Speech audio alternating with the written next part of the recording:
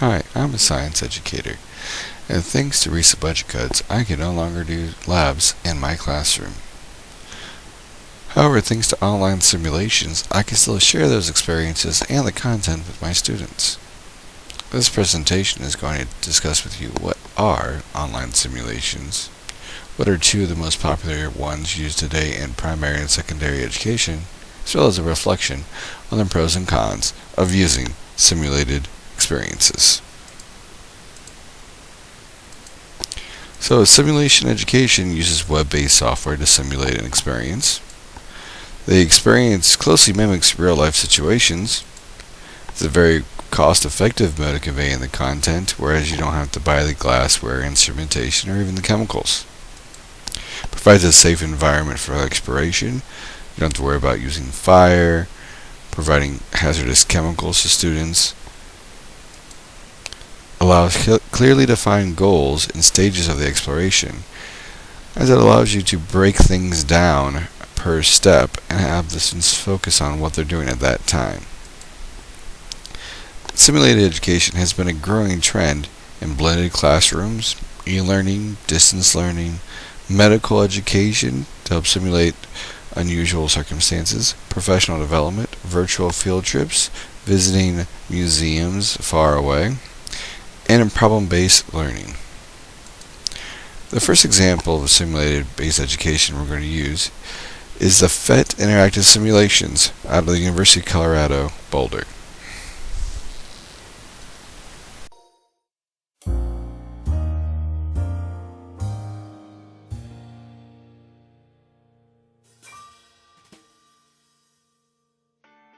So PhET is a collection of over 100 interactive simulations for teaching and learning science.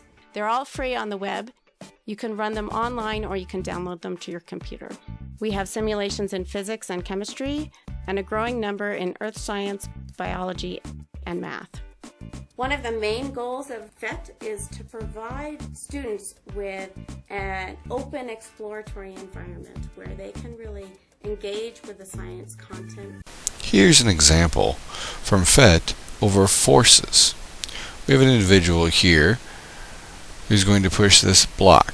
Now over here in our menu we have different things we can talk about, as in the sum of the forces that were going to be applied, their values, their masses, and an approximate speedometer.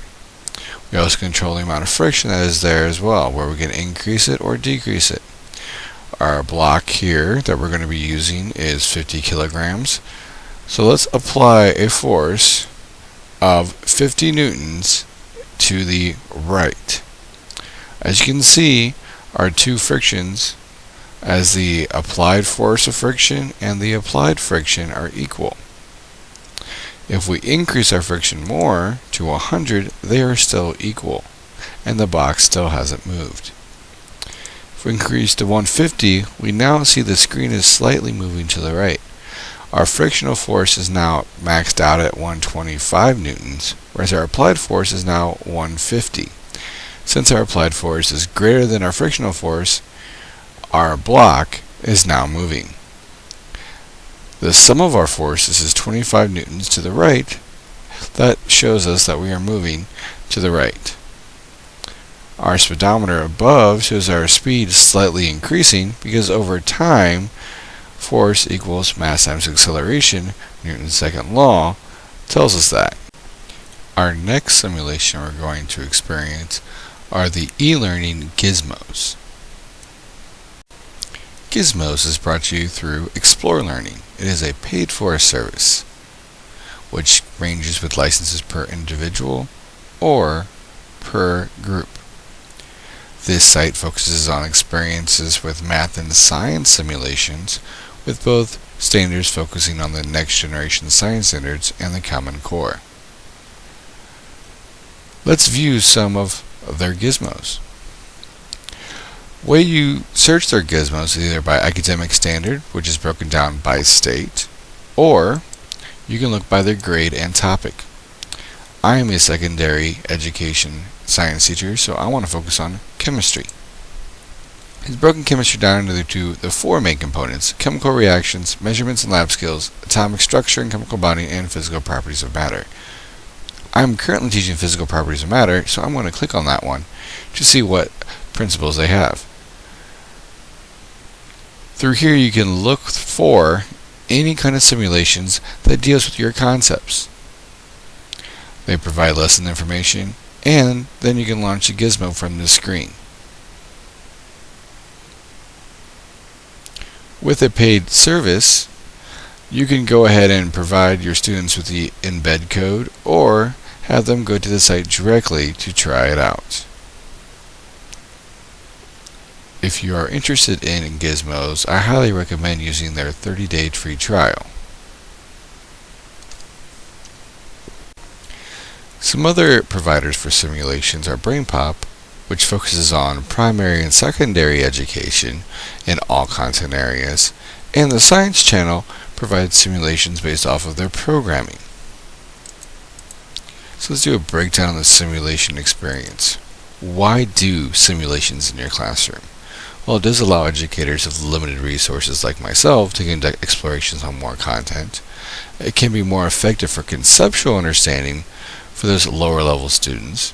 It can be used during lecture for demonstrations to allow you to cover more content in a smaller amount of time. And allows those students who are visual learners to actually see what you're talking about.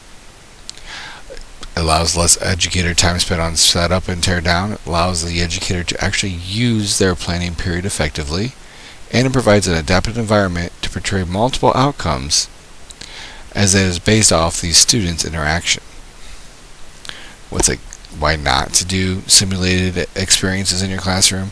Well, they don't experience the hand-on goals like using the actual instrumentation. Many students aren't motivated enough to do them outside of the classroom on their own. They typically lack materials, so most of the handouts that go with them have to be teacher created. And while some simulation providers are free, like PhET, many providers require a fee per unit license, like Gizmos. So what's my final thought on utilizing the simulations in your classroom? Well, while nothing can actually replace the art of doing something, the use of simulations in the classroom is beneficial because at least it allows them to see what they're talking about.